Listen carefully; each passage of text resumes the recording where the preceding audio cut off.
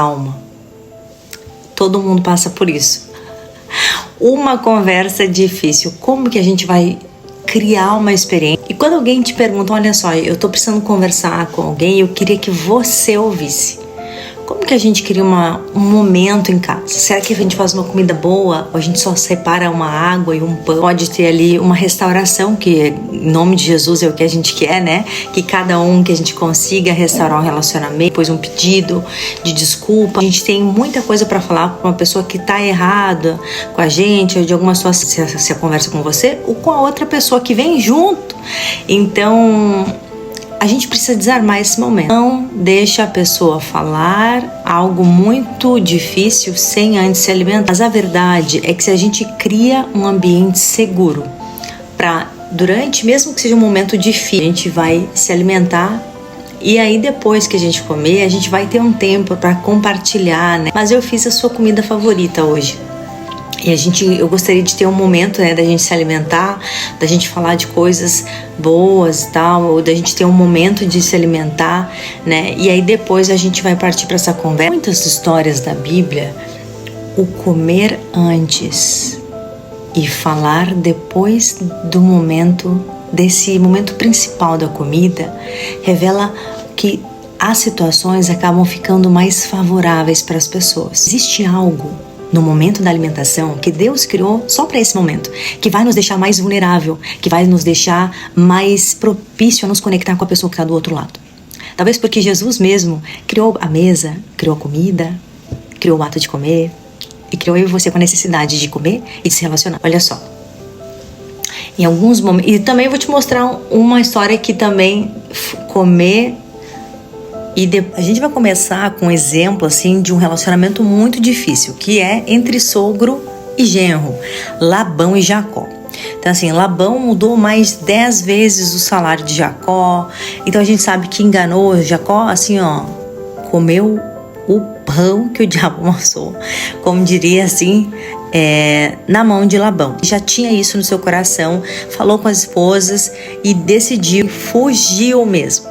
E o que acontece é que ele é perseguido pelo sogro. E aí, 3 dias depois, ele descobre que Jacó tinha saído.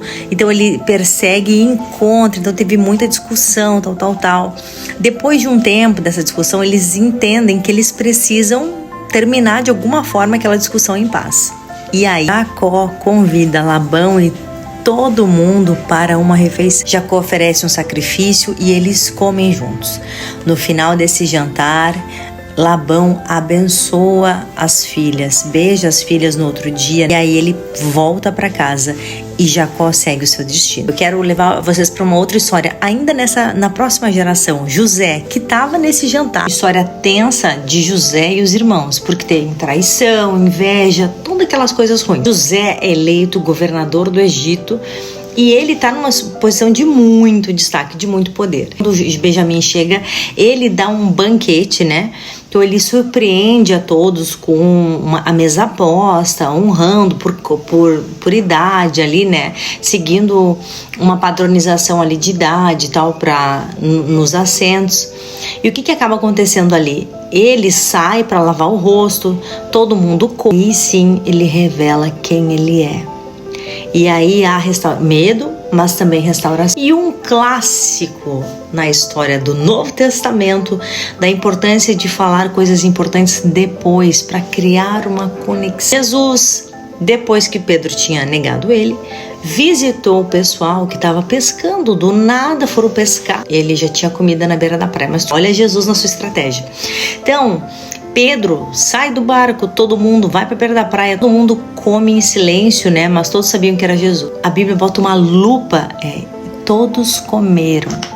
E depois de terminarem de comer, Jesus olha para Pedro e pergunta 3 vezes: Pedro, tu me amas? Assim ele restaura toda a história e todo o ministério de Pedro. Toma na tua cara. Tudo deu errado.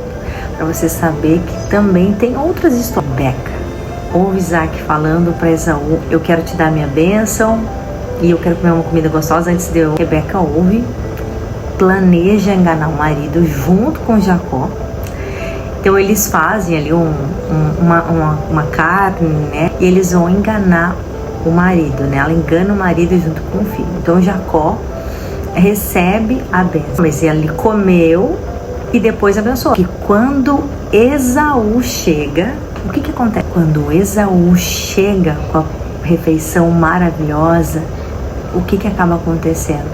Isaac descobre que ele, na verdade, ele comeu uma comida e abençoou. Você pode dizer assim, que aquela comida que ele comeu não era a comida que ele estava esperando, não era a pessoa que ele estava esperando. Então, quando ele descobre, ele tremia, porque foi enganado pelo filho e pela esposa. Você acha que ele tinha apetite para comer a comida deliciosa que Esaú trouxe? Não tinha. Então, quase que esse acontecimento destrói uma família e uma geração inteiras de Israel. Então, a reflexão fica sendo a seguinte. Então, assim, quando a gente vai ter uma conversa importante, eu aprendi com o meu pastor Tércio, não é uma conversa difícil, é uma conversa importante. Quando o relacionamento é importante, vale a pena ter comida, vale a pena a gente investir sim em primeiro comer, porque isso é o mais importante, se nutrir. Depois a gente fala dos erros, depois a gente revela o que está sendo ferido no nosso coração, porque o que é mais importante são as pessoas. Quem errou, o erro, né? Lembra Jesus que foi lá com um peixe e pão na beira da praia, mas ainda estava pedindo uma comida para quem estava no barco. Então, às vezes, dar o primeiro passo, mesmo quando a gente está certo, é essencial para a gente não destruir o chamado e a vida da nossa família ou das pessoas para quem a gente ama. Deus te abençoe.